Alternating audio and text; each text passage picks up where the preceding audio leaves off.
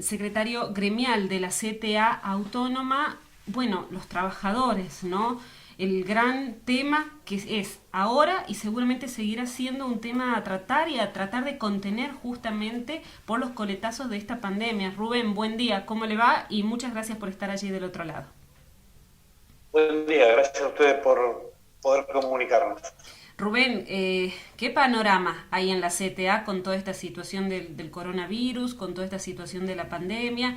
Hoy, los sectores más afectados, ¿cómo lo están llevando adelante ustedes también como gremio, tratando de contener a los trabajadores? Mira, en principio desde la CTA alertamos varias veces sobre algunas cuestiones que tienen que ver con los más desprotegidos de este país, Sí. que son los que están más complicados en un sentido, y seguimos tratando de coordinar algunas acciones con el gobierno nacional, con los gobiernos provinciales. Algunas cosas salen, otras no. Desde el punto de vista de los trabajadores formales, hay otra situación, que es el salario, digamos, la necesidad de cuidar la salud de todos implica un parate de la economía que tiene que ver con que no se puedan hacer las dos cosas a la vez, y eso es razonable, digamos. Una cosa es evitar el contagio y las muertes, y otra cosa es la dinámica económica. Nosotros lanzamos la semana pasada una campaña nacional para que los bancos presten a las empresas a tasa cero para pagar los salarios de por lo menos abril, mayo y junio. Bien. El gobierno ayer optó por que sea el Estado el que financie esa posibilidad, hasta 34.000 pesos por trabajador de dos salarios mínimos, y un préstamo de hasta 50.000, a tasa cero, hasta 50.000 pesos para monotributistas autónomos. Creemos que eso va a aflojar la tensión, porque había un pico de botella en abril. Claro. Era muy difícil que la mayoría de los trabajadores cobraran el sueldo completo. Es un avance, sin embargo sostenemos que también es una complicación, porque evidentemente los bancos siguen surfeando la crisis, no ponen nada, no dan préstamos, no aflojan con las tasas de interés de la tarjeta de crédito, y creemos que es una segunda parte de la batalla de la CTA Autónoma, plantear otra campaña nacional para condonar la deuda de intereses de tarjeta de crédito en lo que se refiere a las compras de lo que se define como el salario mínimo vital y móvil. Es decir, lo que un ciudadano con tarjeta ha gastado en alimentos, salud, educación, transporte, equipamiento del hogar y esparcimiento. Bien. Eso que define el salario mínimo, nosotros lo que decimos es, para aliviar a millones de argentinos, no cobrarle los intereses, no pagar lo que se compró. Pagar lo que se compró, pero sin intereses. Porque los bancos han ganado 121% en el 2018 y 53% en el 2019. Digo, deben ser de los únicos pocos bancos en el mundo que ganan tanto, no prestándole a la gente, sino cobrando el interés de la tarjeta y prestándole al Banco Central, que son las únicas dos cosas que hacen los bancos de este país.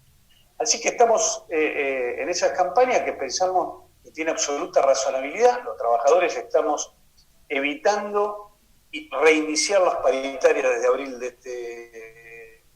este año.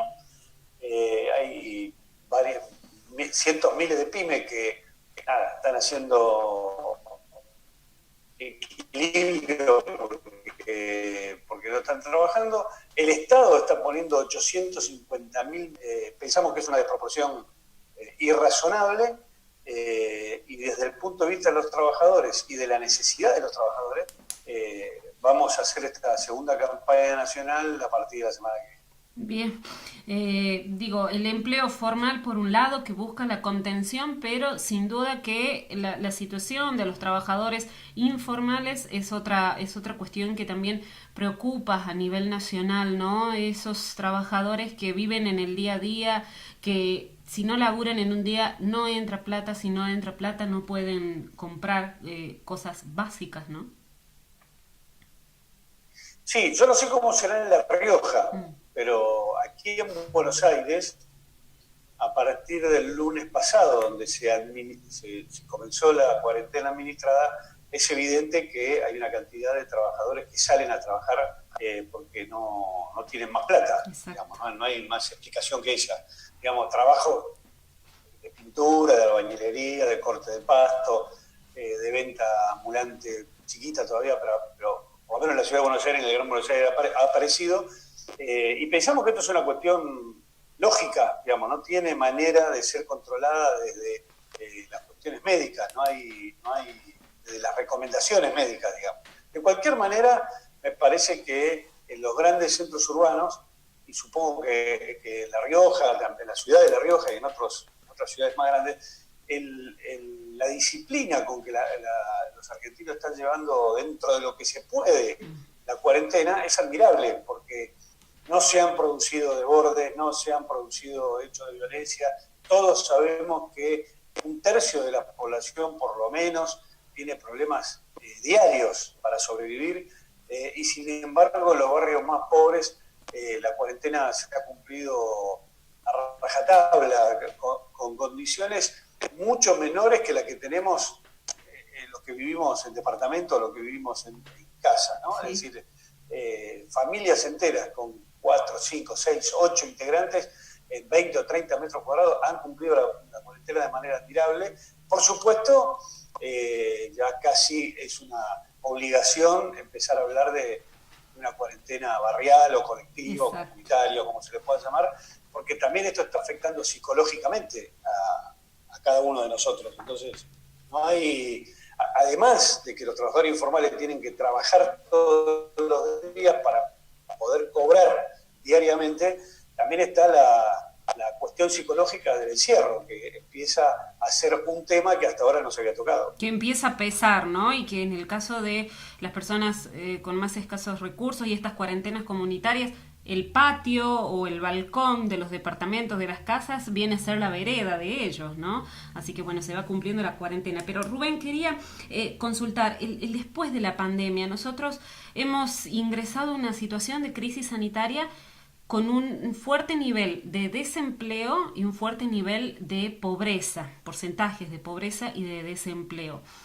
¿Cómo lo vislumbran ustedes a esto? Porque esto va a pasar en un mes, en 30 días, ojalá todo esto de a poco vaya reactivándose y si Dios quiere volveremos a una vida rutinaria como la que teníamos antes de todo esto. Pero estas tasas y estos índices se van a ver severamente afectados por esta crisis. ¿Qué proyecciones están haciendo ustedes?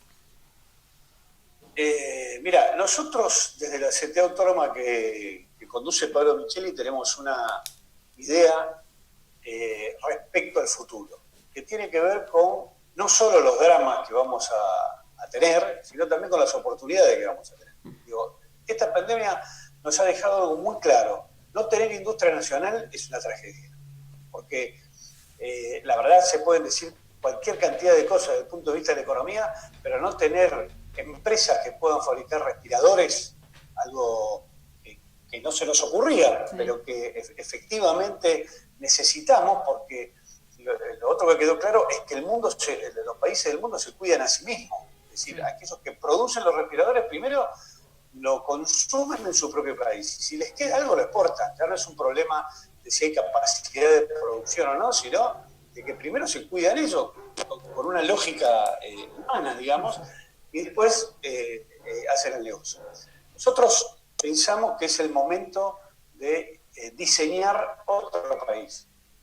Esto que hablábamos de los bancos también vale para lo que nos falta como país. Es decir, hay un alto nivel de desempleo, pero también hay un alto nivel técnico en los jóvenes y los trabajadores desocupados de la Argentina. Lo que no hay es empresas.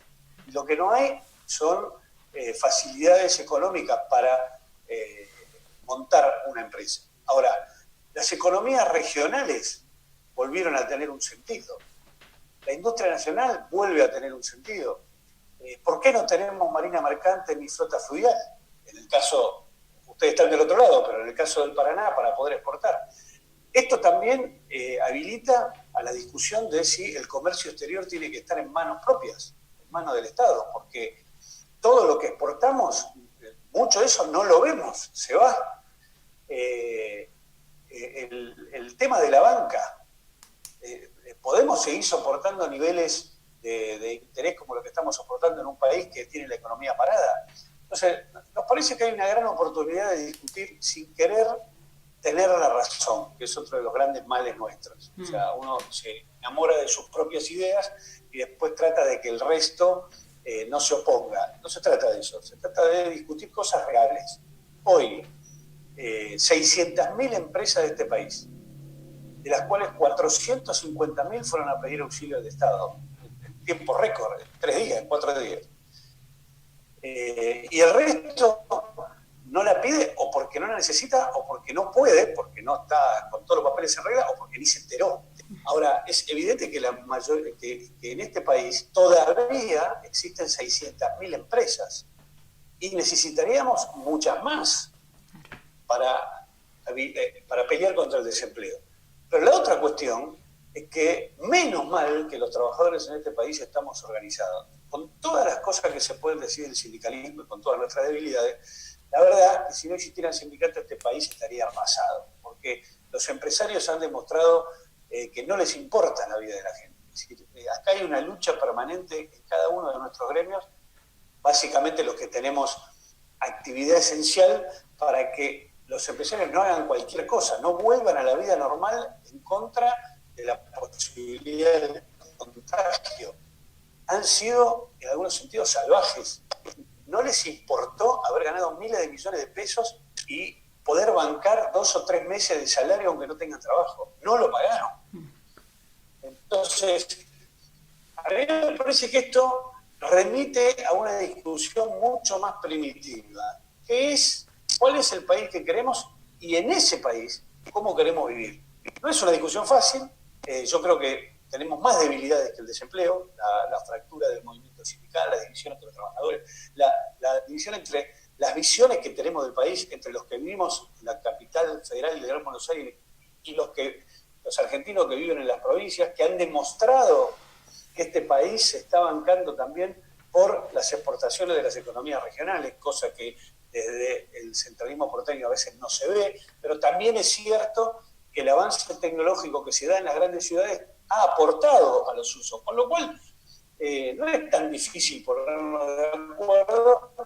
Lo que sí tenemos que ponernos de acuerdo es quién dirige y quién se lleva los beneficios de esta economía deprimida y de una economía que puede llegar a dinamizarse. Si no, vamos a estar peor que ahora. Entonces me parece que esa es la discusión central, no solo salir, sino qué sentido tiene la salida. Y ahí la sociedad autónoma es clara. Nosotros pensamos que si los trabajadores no siguen organizándose y no existe mayor democracia sindical, va a ser muy difícil tener otro país, porque va a quedar en manos de los de siempre. Y yo creo que en las provincias grandes esto se nota, pero en las provincias más chicas se nota más. Entonces, donde el nivel de empleo estatal es casi total, digamos, para exagerar. Es el caso de La Rioja, prácticamente. Bueno, y entonces el tema de la dependencia de los trabajadores respecto a la política. Eso también es un tema, porque ¿por qué los estados provinciales son tan grandes? Cuando en realidad, yo te voy a poner un caso, el azúcar o el vino son productos del norte y del oeste de nuestro país. Del norte en el caso del azúcar y un poquito del norte del caso de La Rioja, Catamarca, y del oeste en la Argentina. Sin embargo, las sedes centrales de todas esas empresas están en la ciudad de Buenos Aires. ¿No? Entonces, yo creo que este país también lo tenemos que pensar. ¿Por qué una empresa tiene la sede central en Buenos Aires? Aparentemente no tendría sentido, pero sí tiene sentido, porque las posibilidades de comunicación, de exportación, de todo eso, está aquí en Buenos Aires, no está en Tucumán o de los vinos de La Rioja, no está en La Rioja, si no se hace en Buenos Aires. Y esto creo que es una parte de la discusión que se viene, porque si no, este país no lo vamos a arreglar, sigue siendo unitario, es mentira que son todos federales. Ni siquiera los federales, los que se dicen federales, porque cuando son gobierno, utilizan los recursos nacionales para disciplinar. Cualquier gobierno, no vamos a poner a discutir, pero digo, es así. Entonces, A mí me parece que tenemos que salir del discurso hipócrita y si queremos un país federal tenemos que hacerlo. Para hacerlo significa que Buenos Aires, el Gran Buenos Aires, tiene que descentralizar el poder económico y también las posibilidades que tengan los argentinos de vivir en el resto del país y no solo atrincherarse en el Gran Buenos Aires y la capital. Te voy a poner un caso. Sí. Nosotros creemos que hay que rediseñar la producción económica en este país para que la gente pueda tener condiciones económicas para vivir en cualquier provincia. Ahora, eso significa instalar empresas con desgravaciones impositivas y tener un plan de vivienda, si no nadie se va a ir de los grandes centros urbanos, aunque sea pobre. Me parece que es una discusión razonable que nos tenemos que dar, pero no la estamos dando. Ahora, Rubén, el plan yo lo comparto y me parece realmente que son discusiones muy profundas que hay que dar, pero digo, van a haber situaciones que van a necesitar resoluciones de inmediato, como ponerle plata a la gente en los bolsillos para que el consumo no caiga y como poder afrontar una situación de inflación que ojalá no pase, pero cuando todo esto comience a normalizarse, capaz se empiece a ver y empiece a golpear fuertemente en el bolsillo. Digo, no sé si soluciones, pero al menos medidas paliativas para el momento, para allá, para dentro de 3 meses, 2 meses, cuando esto comience a reactivarse nuevamente, ¿se han planteado desde la CTA Autónoma hacia el gobierno nacional? Sí, nosotros pensamos 2 cosas. Una, la inflación no tiene que ver con el nivel de consumo, es mentira. Es decir, la gente al principio de la cuarentena se estoqueó, la gente que pudo, sí, pero después el consumo fue siendo más razonable, digamos. Hoy hay colas en los supermercados porque no pueden entrar todos juntos, si no sería una cosa equivalente. Entonces, acá está muy monopolizada la posibilidad de aumentar los precios. Sobre eso hay que trabajar. Pero hoy el gobierno puso el 3% del PIB, hoy decidió poner el 3%, 850 mil millones de pesos, para paliar esta situación. Hoy, para paliarla a fin de abril, para que los sueldos puedan ser pagados total o parcial. Los países desarrollados del mundo han superado su emisión monetaria el 10% del PBI. A mí lo que me parece es que esta discusión ridícula de qué significa la emisión, hay que superarla, pero hay que superarla en la cabeza. Es decir, nosotros estamos emitiendo dinero 3 veces menos que los países desarrollados del mundo. En Estados Unidos ya han aprobado 5 billones de dólares para darle, o sea, vos te quedás desocupado en Estados Unidos, inmediatamente te acreditan en tu cuenta entre 1.200 y 1.500 dólares.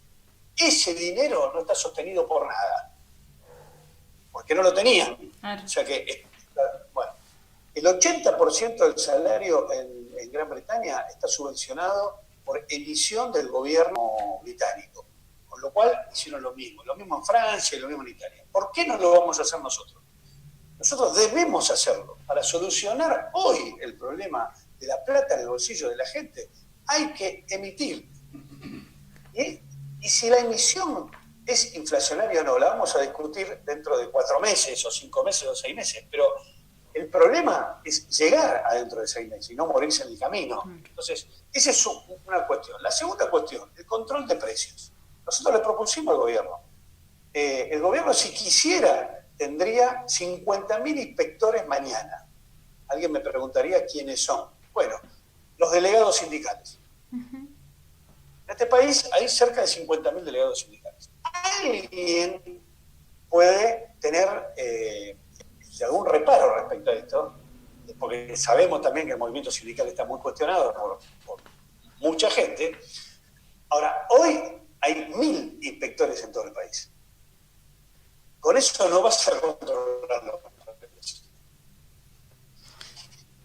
Y yo te diría más, hasta es probable que si mañana le dieras poder de policía a los 50.000 dirigentes sindicales, algunos no hicieran bien su trabajo. Y algunos se corrompieran, inclusive. Ahora, no los 50.000. De eso estoy seguro, absolutamente seguro. Además, el Estado tendría que darse una política de capacitar a esos delegados sindicales para que no excedan ese poder de policía. Eso hay que hacerlo, pero hay que hacerlo hoy para que no nos agarre el aumento de precio mañana.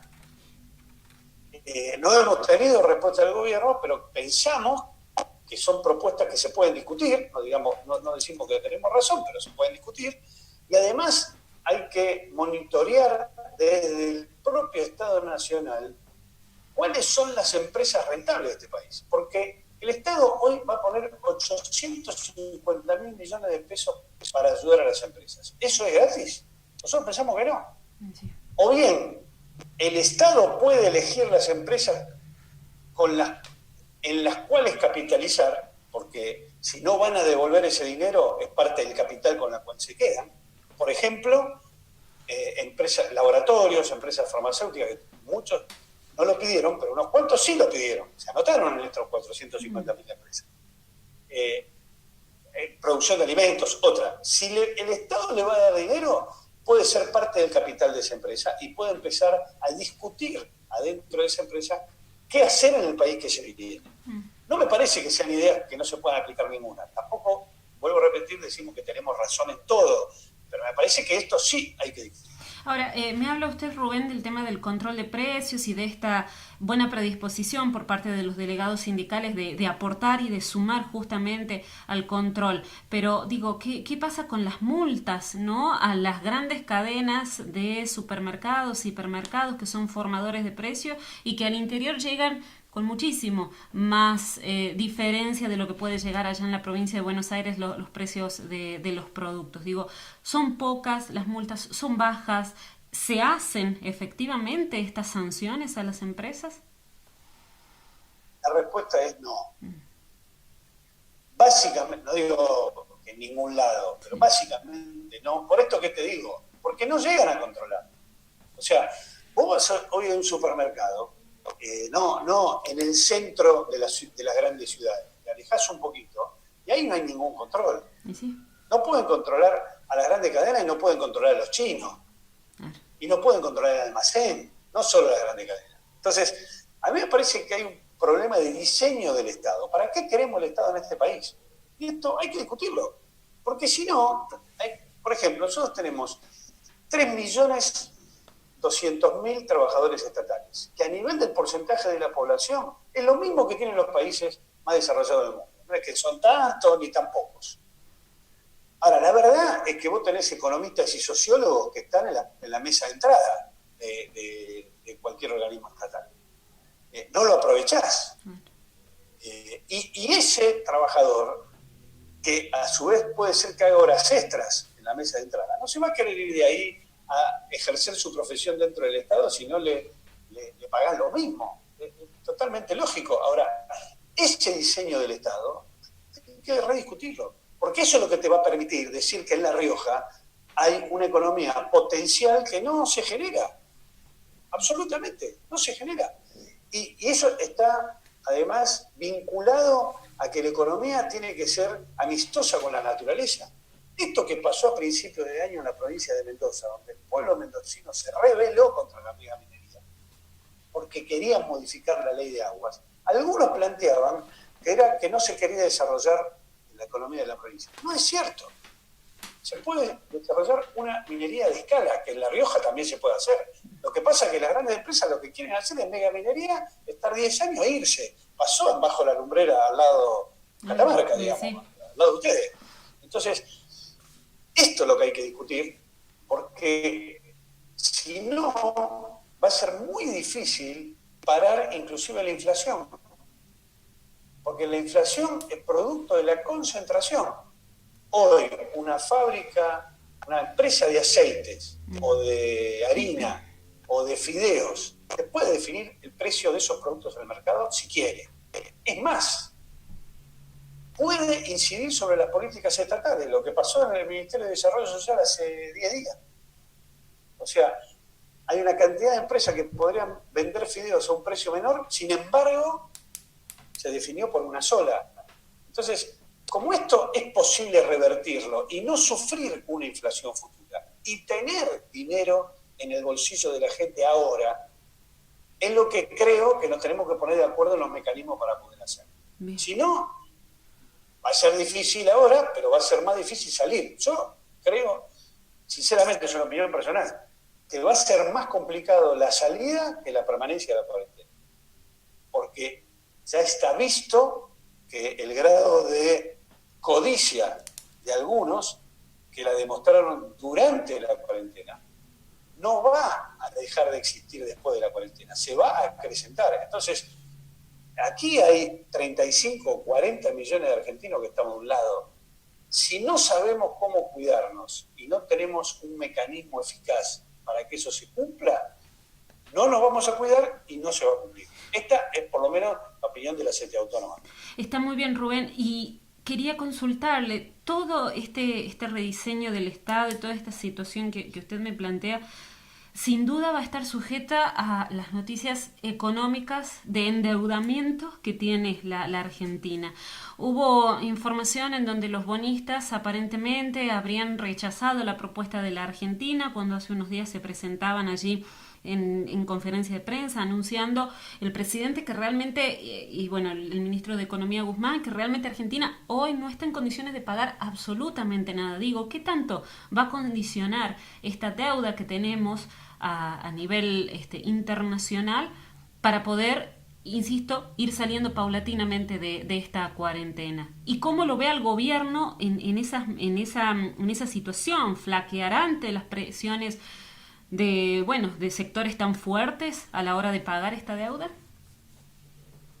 La incidencia de la deuda externa es infernal. Es decir, han dejado una deuda de cerca de 350 mil millones de dólares el gobierno anterior y otros gobiernos, digamos, no solo el gobierno anterior, pero básicamente el gobierno anterior, que es impagable. Creo que la propuesta del gobierno de pedir 3 años de gracia, de hecho suspender el pago de la deuda durante 3 años y negociar un descuento del 60% sobre los intereses y un 5% del capital, tiene que ver con algún grado de razonabilidad. Ahora, hay un tema que tampoco discutimos, que es la investigación de la deuda externa. Que cada vez que aparecen estos problemas, en el 2001, en el 2002, 2003, también apareció, se evita. No se quiere investigar si la deuda que nos están pidiendo es legítima o no. Porque es probable que parte de la deuda la hayamos pagado varias veces. Esto es algo que algunos líderes mundiales vienen planteando hace mucho tiempo. Fidel Castro fue uno de ellos, pero puede ser que haya gente que no lo quiera a Fidel Castro. Pero la verdad es que lo que dijo tuvo razón, y lo dijo hace 20 años. Pero no lo digo por Fidel Castro, digo, no fue el único. Hoy hay una conciencia planetaria de que la deuda de los países, por lo menos como los nuestros, aunque no se diga en estas palabras, es impagable. No se va a poder pagar. Por más buena voluntad que tenga el gobierno argentino de decir, descuéntenos un poco, después vemos cómo lo pagamos. Si nos dan los 3 años de gracia, no va a haber una recuperación económica de tal magnitud que nos permita empezar a pagar después. Es más, en la década de los gobiernos progresistas o de izquierda, llamarlo como quieras, en América Latina, muchos países pagaron su deuda. Y sin embargo, hoy la vuelven a tener. Entonces, es una cosa que creo que es un círculo vicioso. Es decir, tengo toda la impresión que los países desarrollados, cuando tienen su deuda, la licúan, pero le exigen el pago a los demás.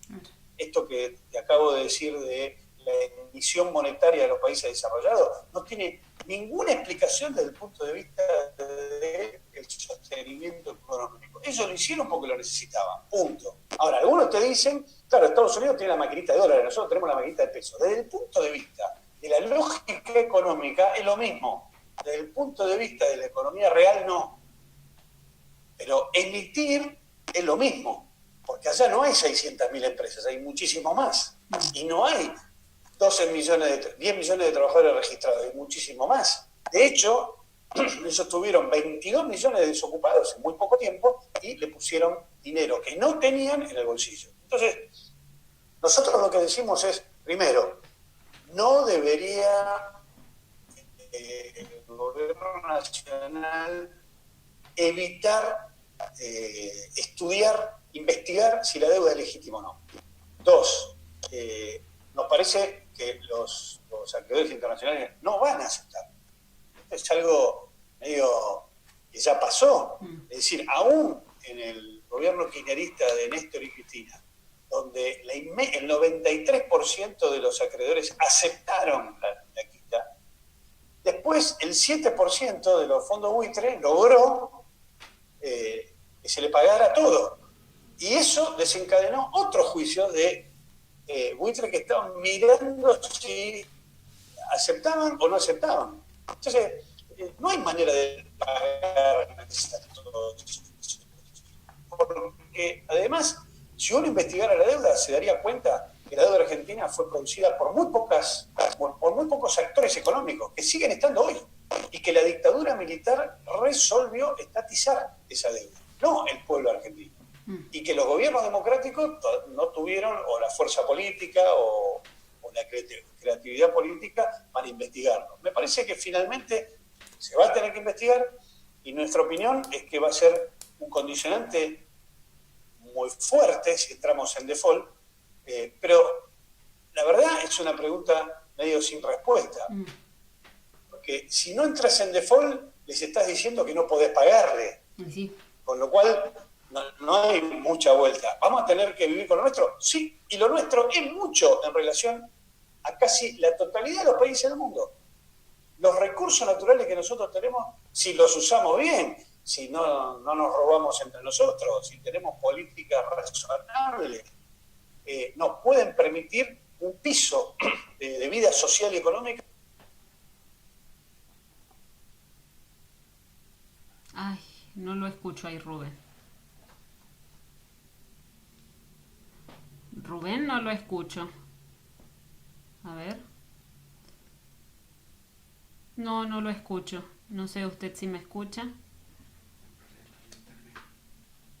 Sí.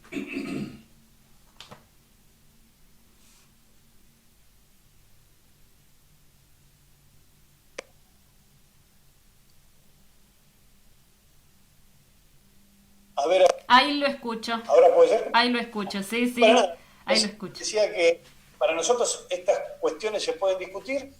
Efectivamente, la deuda externa va a ser un condicionante, pero a partir de cómo se resuelva también es una oportunidad. Y no lo vamos a poder hacer solos. Si no nos juntamos con otros países, también va a ser difícil.